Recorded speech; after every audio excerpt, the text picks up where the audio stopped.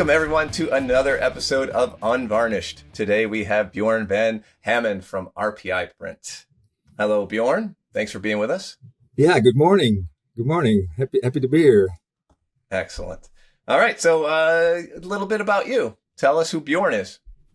Well, Björn is a Dutch guy. Grew up in the Netherlands, living in the city of Tilburg. Who loves to be outside, sports. I'm a big cycling fan. I like to run, and I ended up after my studies pretty early in the graphical industry, where I've been working for 10 years. Made a little sidestep into to the entertainment industry, but after COVID, I decided to come back in the industry, and since almost 3 years now, I'm working for a company, RPI. I'm joined the board of the EMEA board of the scoop this year. All right. So that's a little bit about how you got into the industry, but how did you really get into the industry? Did you know someone in it? How did you happen upon printing? It's a pretty funny story, actually, because I was having an internship during my third year or something like that. And it was a production company as well. And I was doing some research around quality systems, and I did did some research for there. And at some point on a Friday, the driver forgot something of an order of some parcels, whatever. And then one of my colleagues came to me, Björn, I know it's not your role as an intern, but could you bring this too? Because it's really important and it needs to be there. And you're the only one available. The driver can't come back. Can you go to that company? And it was a company called RPI Printing. And I said, okay, I want to do that, but you will organize a tour for me there. So I came there, met there with I think it was our operations guy at that time. His name was Willem. And I was very impressed by the company. And it was a printer. It was and it was really a printer. It's probably somewhere around 2004, 5, that area. It was really migrating to completely digital, from LiDAR to digital. They were building systems, were thinking about IT, and I was really impressed by what they were doing. So at the time I needed to graduate, I contacted them if they had an assignment for a thesis or whatever. They didn't have that one, but I stayed in contact. At some point, the owner, his name was Jean-Paul van der Hurk, called me and he said, Björn, I think I have a job for you, because we're thinking about big things and we need young and good people to join the business. We started talking. Well, at some point I started working there, and ever enjoyed it. Yeah. That's pretty cool. That's pretty cool. You bullied your way. You wanted your tour. That's awesome. Yeah. I got the tour, and later on a job because of that as well. Yeah. All right. So what is it you do at RPI? Well, I'm kind of in transitioning into a new role, but for now I'm responsible in Europe because I work in a European office, and RPI is a global company. We are headquarters in Seattle. We have facilities all over the world, and a lot of partner organizations, strategic partner organizations where we work with around the globe. And in Eindhoven, I manage the whole supply chain group. So it's procurement, all the distribution part, but also the partner network. So we do a lot of production in-house, but we also outsource a lot. And all those partners, and there are companies in Germany, we all know, and UK, Australia, that we're trying to build that partner network with.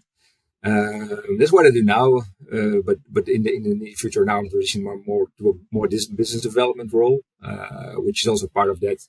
One of the things I'm really busy with within RPI is also the innovation part, the business development part, and merely on the also on the sustainability side of the business and getting a more greener company.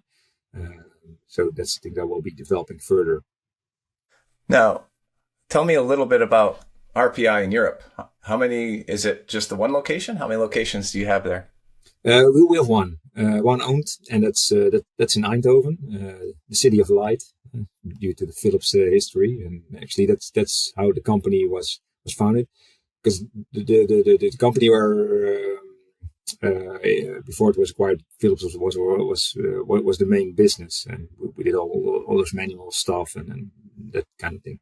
But we have a production location in Eindhoven, nearby Eindhoven Airport, and we have about 1,200 square meters of production, big warehouse, and we mainly produce books there and all kinds of personalized print cards, business products, etc. Now you're moving into business development. What does that mean? I have to find out. No, it's more of doing the things. It's more of a lot of things I'm already doing, but then having some more time to do a little bit more deep dive and bring the business. Basically, I always say, okay, the business developer is making sure that all the conditions are right to make a next step as a company. Looking into the product development side of the business, making the whole business more sustainable. Make sure that we bring new products or concepts into the world that we can benefit of. So yeah, that will be my role, along with a great group of people. It's awesome. Now you mentioned sustainability a couple times, and that was one of the things I kind of want to talk to you about today was sustainability. So you're involved with sustainability. What does that mean to you? Like, what does that mean for the business? Well, what it means to me, I think, what kind of my life motto became trying to make the world a little bit more beautiful. I think we live in a beautiful world with great things, also from the technology side and all the things we do. But we didn't really take good care of our earth and ourselves, even also as the business. So for me, the whole sustainable thinking is, okay, how are we going to are we going to secure that we have a future and our children have a future and the children of our children. And so on, and how can we build the business as sustainable as possible that is there? So we're not here for short-term profit, but more for long-term value creation as a business. So I'm really in favor of making the whole business more sustainable in a way on the environmental side, but there's also a social side attached to it, of course. And a lot of people are now talking about ESG, environmental, social, and governance, because there are a lot of rules. I'm not per se a big fan of rules, but it helps to get things done with everything that's going on in the world on the climate change and so on, where we really have to act. And I see it as my role personally, but also as a business to bring everybody together and see how we can move on and make sure that we reduce our impact and be good to our people, and that we are not here for today, but also for tomorrow and the day after, and taking good care of that. You mentioned rules. I think there's more rules happening in Europe than there are in my location of the United States, which is still pretty unregulated when it comes to the print industry.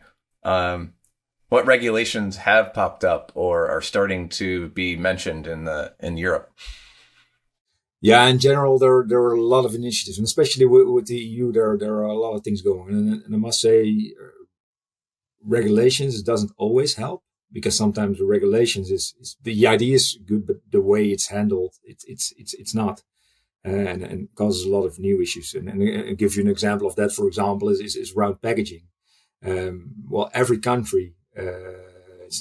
It's not one country, Europe. There are a lot of countries with a lot of different systems. If you look into recycling, and it's now the EU said, okay, there needs to be logo on every packaging, but Italy has a different logo, and France has a different logo. Well, you can imagine it's pretty difficult if you're a company who prints products and ship them all over Europe in a box. Yeah, what should we do? What logos should be attached? So there you see the regulation doesn't always work for you, but the idea is very good. Okay, we have to be careful of what materials we use and get rid of the plastics. That's also a thing. So you see some back and forth on that. But basically, all the regulations are on energy management. Bigger companies have to report, for example, nowadays, and have to have plans around it. As a company in the Netherlands, at least, you need to, if there's a certain time that you can you have a rider, for example, for 2 years, changing everything to LED lighting. Well, you're forced to do it, and it's measured by the government, for example. At least for the Netherlands, I'm not sure how it's in other European countries. So there are a lot of things, and they help. And something not industry related, but something that really just has been changed a couple of years ago is that there is a refund on plastic bottles, for example. And a couple of years ago, there was regulation around, okay, you're not allowed, if you buy something in the store, well, you're not allowed to give a single-use plastic bag anymore. You have to pay for it. At that moment, you see really the usage dropping. Hey, and suddenly people can bring in their own bag, for example. So that's an example how regulation can work. And instead of, if you would drive through the streets, you would see plastic bottles everywhere because people would bring them, throw them away. Same with the cans, bring them, and you see them on the street. Well, since there's a refund, well, there's way more waste on the streets. And there's a whole system of recycling, which gives those bottles a new purpose. Next step is, of course, not using the one-time use bottle, but buying something that you can use all the time, and etc. But well, it's a step. So there's a lot of these kind of regulations about energy, and it will be more and more in the future. That's for sure. In the United States, at least, we're starting to see regulations. I guess we could almost look at the U.S. as there's a similarity between Europe and the U.S. in that our states act almost like little countries, with different regulations from one state to the next. Yeah. Is there a lot of divergence of the regulations from one country to another? You mentioned logos, but that was more like, yeah, put the logos on there, just happen to be different. But is there a lot of regulations that differ from one country to another? Yeah. I think so too. It's getting, well, the European Union tries to get everything more tight together, but yeah, from historical, from cultural perspectives, well, I think the difference might be, I'm not sure that's just a guess, but there might be even bigger between the states and the US. The regulations are different, but yeah, well, I always say in the US they at least speak all the same language, and here, yeah, you know. How many if I throw a rock, then they speak a different language than I turn the other side. So that's what makes it difficult. And also looking at energy, the decisions made on a country level, they're different because we have different resources. If you looked into renewable energy here in the Netherlands, well, they're everywhere in Germany the same, the Nordics also. There's a lot of windmills being placed. Solar is a big source, and there's a big discussion going on about nuclear power, for example. In France, I believe they have like 70 nuclear power plants already, and are trying to expand because they believe that that's the future of renewable, of cleaner energy. So yeah, that's only a couple of 100 miles. The countries are apart from each other, so that's what makes it different. And also geographical. There are different. We don't have mountains here. We don't have artificial lakes that we can do the hydraulic power, for example. Well, in the Nordics, you will see that way more, and in the Alp countries, Switzerland, Austria, Italy, parts of it, and France, that's a different solution. So it's pretty complicated there's not one solution. I think that's the conclusion. But as long as there is some guidance from the UN and looking at the best solution possible at a certain thing, the result must be the same. We must go to that net zero, cut out all the carbon, and make sure we have solutions that will help the world instead of destroying it. Certifications. How have they helped? Which ones have you used? This is kind of a multi-level question. So do you find certifications to have helped guide your sustainability efforts? Yeah, I do think so. Well, certification is not the goal, I always say. It's more the process around it, but they do really help. At the moment, there are so many certification types. I talk to a lot of PFPs, and the main question you get, where do we start? What should we choose? And there's not one answer to get it about. And that's the good thing is that there is so much going on. There is so much also great software has been written where you can do your emission scoping, for example. And if you dumb them down, it's practically all the same. So it helps you to structure your process around that. Not saying that everybody should be ISO 14001 certified. Well, it could be if it fits with your organization. But yes, they do help. They're not, but at the end, it's all about the work and really getting things in your DNA to do, making the right steps in that regard. If I look to the Eindhoven facility, for example, we have a FSC certification. Well, that's for sustainable forestry. That doesn't got any carbon, but it makes discussion easier because you can prove that you have to prove it because you're audited every year. And you have to apply to some rules and reportings. Yeah, that you're following that process, and that makes it easy because everybody understands. And not for all customers, but for a lot of customers, it's really important that they have good paper, that not only quality wise, but also that it's sustainably sourced. And with all this other certification, well, you have EcoVadis, you have companies who are moving into the B Corp certification. Well, there's not really good or a bad thing, but there's not really one golden nugget. Okay, this is what we all should do. It makes it a little bit difficult, maybe. Culturally, does going through a certification or exploring certifications, does it help get the mindset for the organization to think about sustainability holistically within the organization? Yeah, I do think so, and that's because of, for example, one thing we did, and it wasn't really a certification, but in 2020 or 20, it was 21 actually, we started to map our emissions, for example. And at that point, honestly, I didn't know the difference between scope 1, scope 2, scope 3. So, but there is a protocol, greenhouse gas protocol, which has been well thought, which is not too overcomplicated and which is being used a lot. So we're not talking about the certification, but more of the methodology to get somewhere. But we worked with some consultants back then looking at, okay, what kind of information do you need? What does it mean? You come to something. So and it's really a guidance and some steps and you learn along the way. So yeah, and I think with every certification or process you put behind it, whether it's a sustainability green partnership or an ISO certification, it brings something to your organization because it's standardized things. You learn to speak the same language. You will find that some things, they look pretty difficult, but actually they aren't. It's just another way of looking at things and have that information and build your structure around it. Because no certification will last if it's a lot of hassle, it doesn't deliver anything. I think that's the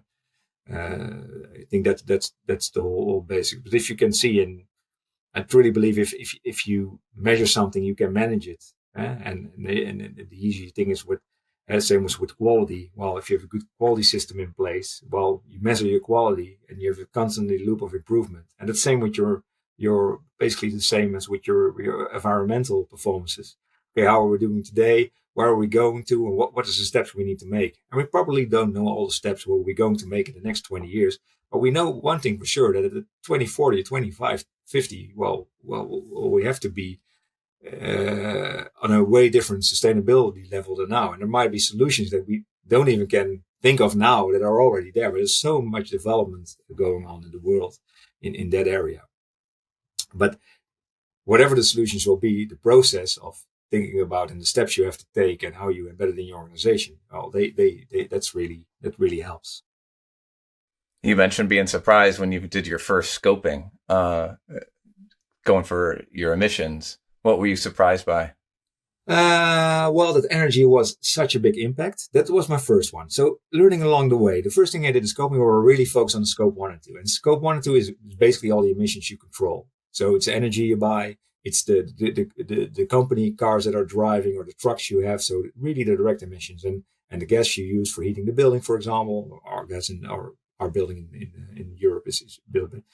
So then you see like 60%. What my first thing was, okay, so scope 1 and 2, okay, almost 70% of our emissions is our electricity usage. With all those HP has a job to do there because to make our energy more efficient. but we can control, we can make steps by buying a different way of energy. So we started to buying clean energy, for example, this year, and we'll go with our impact with a huge number. I think it was 67%, and then you go to the next thing. The year after, we also started to really look into our Scope 3 emissions. And Scope 3 is like everything what you don't directly control, but which is really important if you look to the whole life cycle of your product. So it's about the upstream logistics, the downstream logistics, all the stuff you buy, the machines you buy. And if you do that calculations, and to be honest, we did that, but it's probably more of 80% accurate than 100% accurate. And then you find that in our case, it's like 98% of our impact is not in our factories. It's in our total supply chain because of those millions of parcels that we ship around the world, because of all those paper that is produced somewhere, which is a high emission factors, for example, and is being transported to us, and all the other materials. So, and it merely counts for everything. So in general, you can say that 80 to 90% of all your, for printing companies probably, is outside of your company. So you have to have that conversations with your suppliers, with your vendor, make plans together, work together. And that's the most valuable thing, is that you need to be transparent about things. You need to understand it. I think that's the first thing. Understand what's going on. What are we talking about? What is it? And in the past, nobody would worry, okay, where is that paper exactly produced, on what machine, blah, blah, blah. But those are the conversations our procurement team and myself have with our vendors. Hey, how's that line all arranged? Can we make it more efficient? Hey, what if we change the chipper? That doesn't fly first to that northern part before going to that country, for example. So you're really looking and taking responsible, not only for the part you're directly, and not only for the product itself, but the total supply chain. And I think that's the most important learning step, and also the most complicated one, because there's a lot of things to measure and a lot of things to look into. But yeah, with all things, I'd rather start than being 100% perfect and then make a start. So we're learning along the way, adding new things, and well, just by learning, growing, having all these conversations, we get a more and more complete story, learn more about our impact, but also find ways to reduce them by working together. Are you getting lots of demand or customers requiring certain sustainability efforts from you? Yes. I don't think there's one customer in general who's not interested in the subject, but what you see within our customer base, there are customers are further in the journey than others, and some are really demanding. They're really working on plans, and I always say 5 to 10 years ago, nobody would ask those kind of questions. But maybe something, do you have a recycled paper? That's probably the most question in the direction of some sustainable things. And now people are really interesting that we are transparent about things, which we are, and we try to be. And if we don't know it, we'll dive into it. We don't have all the answers today, but we'll try to have them tomorrow. We have multiple customers, and I think there are now actually 3 or 4 in Europe. They demand we make footprinting with them because we are their Scope 3. So, because they want to define their impact, and in what they are basically all doing in the beginning, they are looking at themselves. Okay, what can we do? What can we improve? But now, so also we have the discussion about, okay, how, if we change our form factor, for example, what should be the ideal form factor so we have less waste, and what's ideal to where we can reduce on shipping costs? Can we change something on the packaging? So there's so much things about. The first step is always reduction. Of course, there's a lot of discussion going on also in offsetting and those kind of things, but offsetting is the final step of the things you really can't reduce or eliminate. But the focus is really now on reduction and making those things. So yeah, there's more and more awareness and there's more and more demand. But I think that's a good thing, because you really see, not only in Europe, you have the regulation part, and that's everybody would apply to the rule. But if you're working with the whole industry and with the customer side who are growing that well, then things will change. That's for sure. I'm curious about the relationship with those customers that are more demanding. Do you find them to be more collaborative in how they approach your relationship now? that you're working towards? You mentioned, how can we work on our form factor? Is that like something that's driven from your side, from their side, together? It works both ways. But in a lot of customer meetings, I get to the table when it comes to sustainability. So I'm really working together with our larger customers to learn more about each other's path, and we're really trying to align on those things. It's definitely a collaboration. In the past, you always our sales force or whatever we talk to customers was always about quality, delivery time, and price. And the fourth pillar is a sustainability part. And that's not only for us. I think that counts for every PSP of every company around the globe. Might be some difference between industries, but it's really, if it's not coming, if you didn't get any questions about sustainability, it's just a matter of waiting before the first one will answer those questions and start to expect things from you. But we always approach it as a journey and as a journey together. So and that brings a lot, because it gives you a good understanding about what your customer is looking for. You also try to want to align, because you can do if you have all kinds of sub-optimalizations on the customer level. Well, then at the end it will not beneficial to the total. So we had one example. For example, talking about collaboration, there was a customer who had a specific. We do a lot of books, and he had a specific book size, and our packaging for that book size, it was actually a little bit oversized, but we didn't have one in the middle.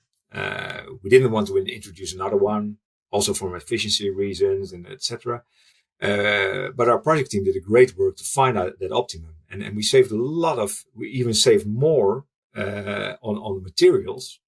We could have saved more for that specific customer, but in total, we saved so much more materials because we had an optimum, and we really looked at our total portfolio and all sizes we could fit in a most ideal box. And there was never a way that you would look to it in the past, because we do say, okay, what's available? Okay, this is available. We order X amount of boxes and we'll start shipping and nobody worries. But now all of a sudden we're worrying, okay, what if we make it a little bit smaller? We ship less air.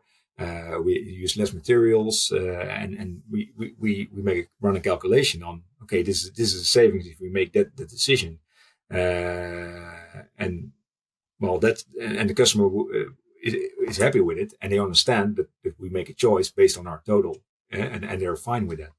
So that's really a good example of collaboration. Well, that's great. And who started that conversation? Like, was it somebody in your packaging department? Like, because that's more on the shipping of the actual product? Yeah. So it's in this case, it was about what we call the book wrap. So just, the outer packaging where we ship we ship books in. Now, it was actually the customer who brought it up. They said, hey, they get samples from us, and they say, okay, well, it's kind of a big box for our book. I said, yeah, you're right, but we don't have any others. So, and that's when the conversation starts, and you find a solution. Cool. All right. So now looking back at your sustainability journey, and I know you say everybody's path is different. If you were going to give somebody top 2 things to think about, whether it's process or an actual change to make, what would that be? I think the most important thing, without saying anything, is just don't be afraid and just start. I think there's a lot of content on the way, and starting with understanding. So how our journey started, there was one. I started in our company in Eindhoven, and we just did a brainstorm around, okay, how do you look as a company, our colleagues, how do you look at sustainability? What do you think is important? And we also asked our main customers in a survey. So we gathered all of the information. And the most important things that we learned then, that there was, that everybody was like kind of pointing in the same direction. So it's very easy to get consensus on the direction you want to go to. The actual solutions, that's a more difficult one. But if you get started with it, so start with the conversation, start asking questions around it.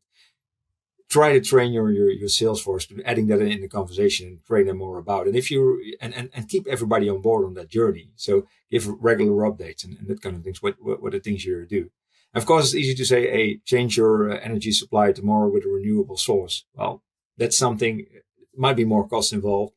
There might be a problem with availability. So that probably needs more research. So, but understanding it first and start on a journey, I think that's the most important step. And second one is don't be afraid, because somebody said to me, sustainability is just like a rock. If you peel it up, there are a lot of ants crawling around it. Well, and that's what you will find on Journey. But as long as you're not afraid for it, and then you open Journey and being transparent about it, that's also a really important factor. Be clear on the steps that you make and stay away from the greenwashing part. I see so many examples about great stories. And if you dig a bit deeper from, well, that's not, I'd rather tell nothing and do the right thing than give great stories with really no result. And yeah, just to do, that's all short term. So think long term. That's another one, or more than two, right? Oh, that was great. No, but I do have a question. That survey, it sounded like you started with a survey, both internally and externally. Yeah. What questions did you ask? Well, one of the questions was, what do you have to get consensus of what is sustainability? Because it's now like more of a container. But yeah, everybody's talking about sustainable.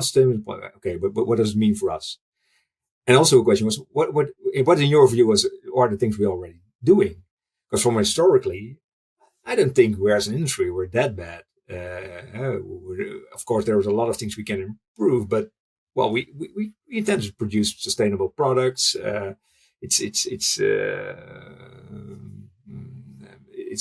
Paper is a renewable resource. Yeah, of course, it needs to be trees cut down, but even when it's done in the right way, I don't think that's necessarily a bad thing if everything's right on the side. But so we ask a lot of questions around that things. We also ask the questions, okay, what are your needs? And with customers, what wasn't really a survey, it was an open conversation. So we told us, okay, this is what we think, this is what we are working on, this is our ideas, and what you're looking at, and you get pretty similar feedback. So in the things that they were looking at, okay, are they more looking to the product side? What do you expect from us as a PSP?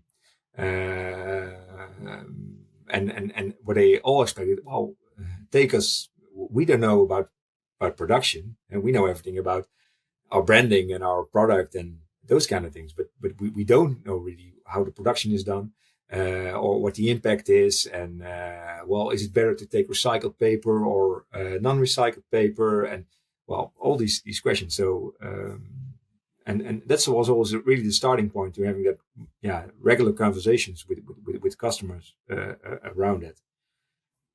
So, and internally, it was also to get things aboard. And if you ask a group, well, do you think sustainability is important?